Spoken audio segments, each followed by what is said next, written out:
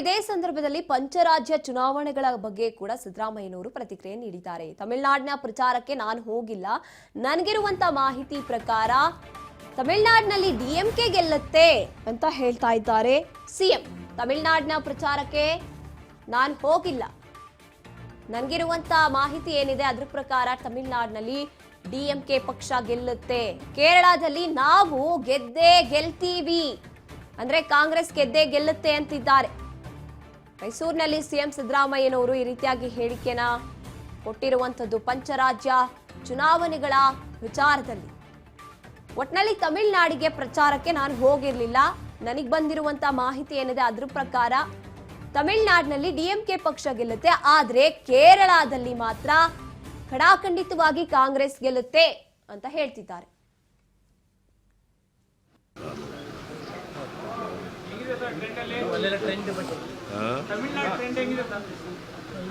ಗೊತ್ತಿಲ್ಲ ನನಗೆ.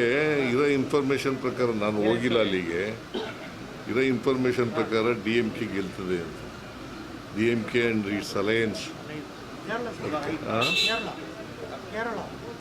ಕೇರಳ ಗೆಲ್ತೀವಿ.